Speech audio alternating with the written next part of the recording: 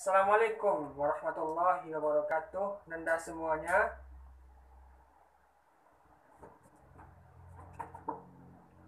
Baiklah, sebelum kita memulai pelajaran kita, baiklah sama-sama kita berdoa. Berdoa akan dipimpin oleh ketua kelas. Waalaikumsalam warahmatullahi wabarakatuh. Amin. Baiklah, sebelum kita memulai pelajaran, siapa yang bersedia membaca Al-Quran? Baik, Muhammad Akhyar, silakan. Surah apa?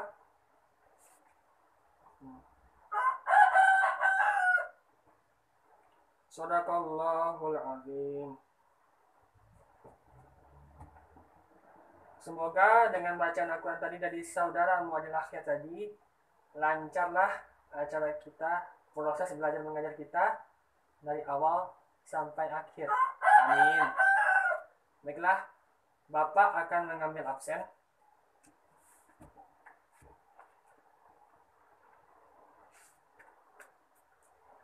Aulia Rahman, Sonia Anissa, hadir. Aulia Rizky Fadilah, hadir.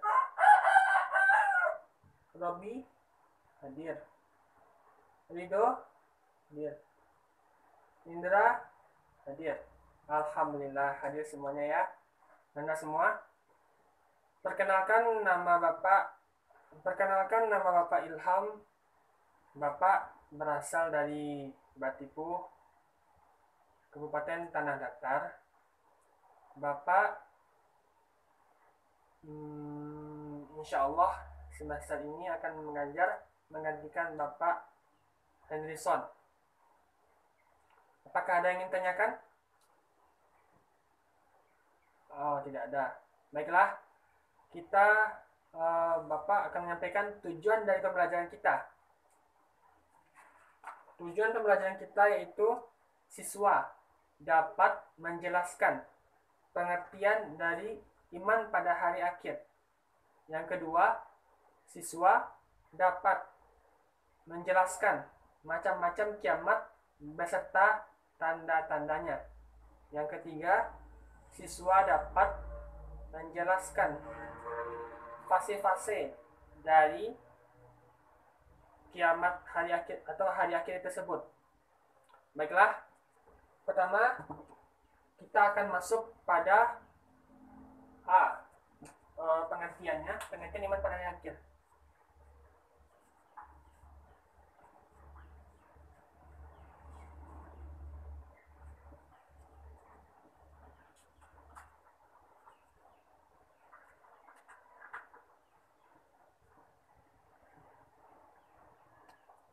Baiklah, iman itu berasal dari kata bahasa Arab yaitu amana yu'minu imanan.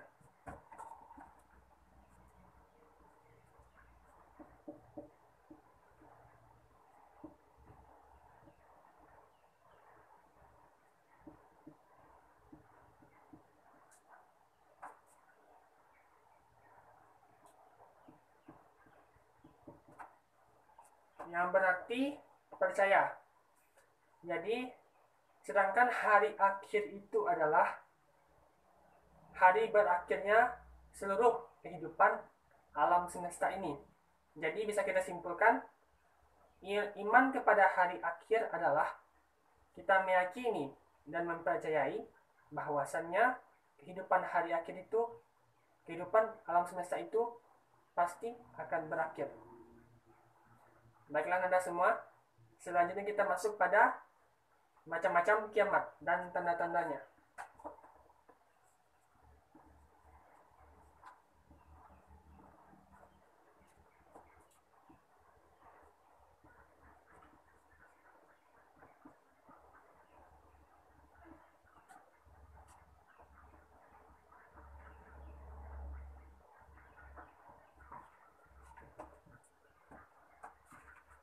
Kiamat terbagi pada dua, yaitu pertama kiamat sughra,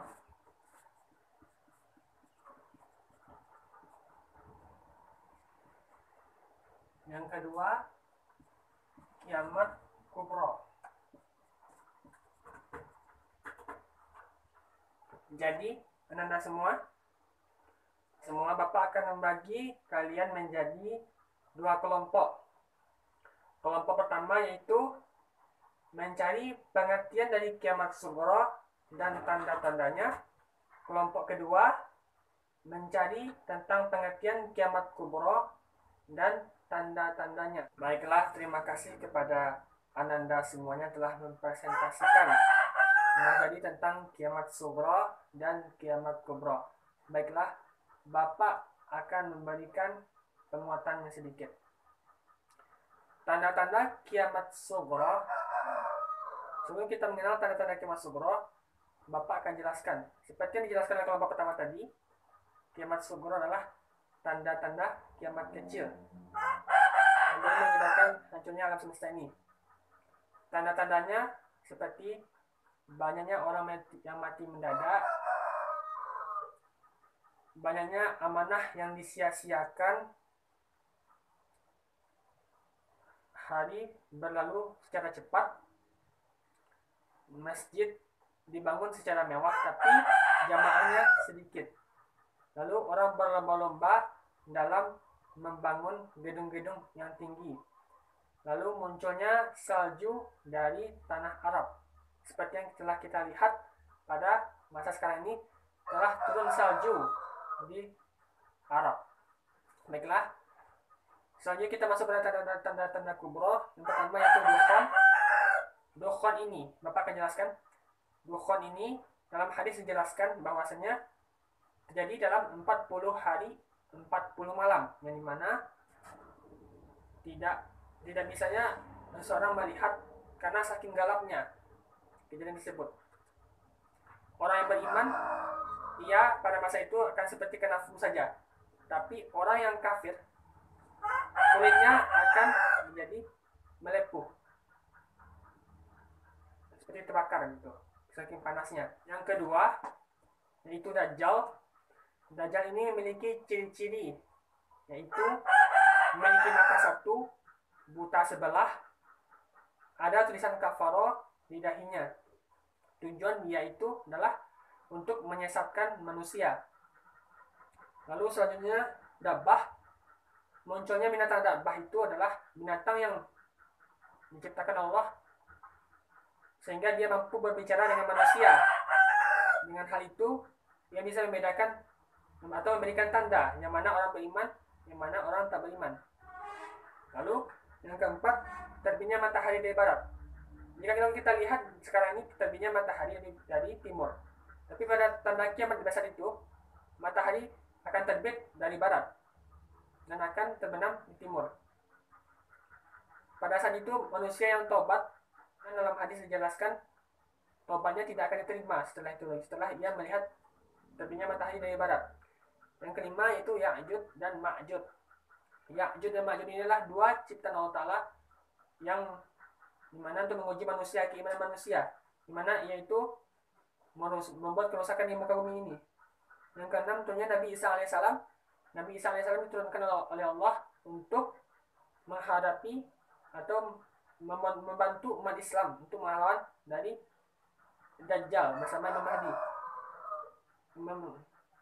Yang ketujuh munculnya gerhana dari timur. Yang kedelapan munculnya gerhana dari barat.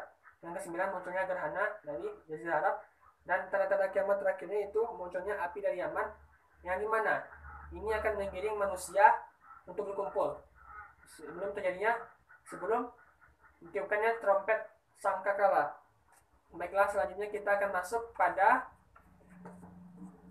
poin C-nya, yaitu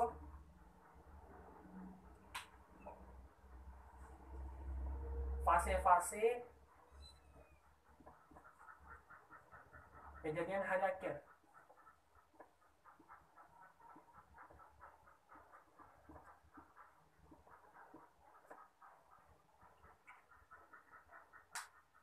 Yang pertama yaitu alam barzah.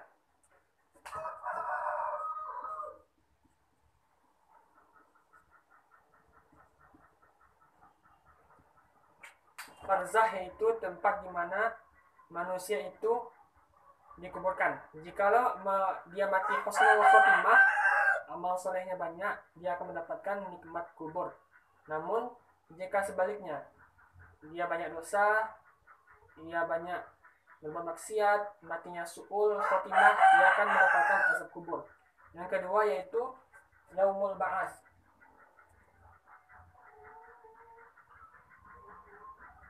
Yaumul ba'ats yaitu di mana hari berkumpulnya seluruh manusia, yang dimana dimulai dari Nabi Adam alaihissalam sampai orang yang wafat terakhir, dimana Allah membangkitkan mereka setelah sangkakala ditiup, sangkakala yang kedua. Yang selanjutnya itu yaumul hasyar. Yaumul hasyar itu hari dikumpulkannya seluruh manusia, yang disebut dengan padang mahsyar. Padang mahsyar yaitu dikumpulkannya manusia dari zaman Nabi Adam sampai orang yang wafatnya terakhir. Lalu yang keempat, yaumul mizan. Yaumul mizan yaitu hari penimbangan, yang dimana ditimbangnya seluruh amal manusia tersebut. Apabila orang tersebut amal baiknya banyak, amal solehnya banyak, maka dia akan masuk ke dalam golongan kanan. Sedangkan orang yang amal solehnya sedikit, dosanya banyak, maka dia akan masuk pada golongan kiri. Yang kelima yaitu surga dan neraka.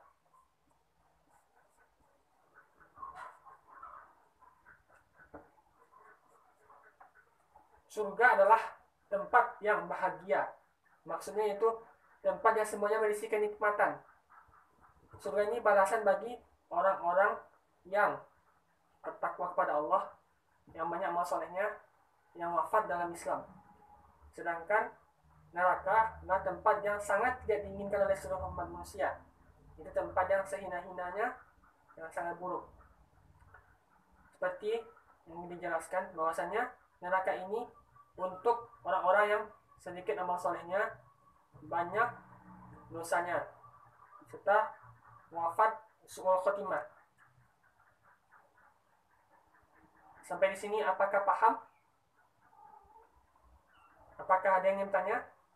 Baiklah, jika tidak ada, Bapak akan simpulkan bahwasanya hari kiamat itu, iman pada hari kiamat itu adalah hari akhir. Iman pada hari akhir itu adalah kita meyakini bahwasanya akan berakhirnya kehidupan alam semesta. Macam-macam kiamat itu ada dua, tanda kiamat sughra dan kubra. Tanda-tandanya sughra seperti disisiakan amanah,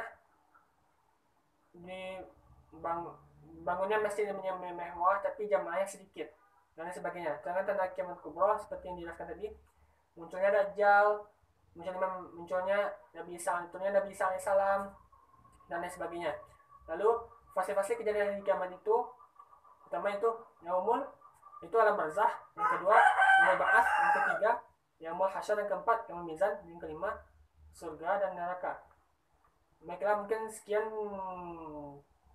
yang dapat Bapak sampaikan pada teman hari ini. Marilah kita akhiri pertemuan kita dengan mengucapkan alhamdulillah. Assalamualaikum warahmatullahi wabarakatuh.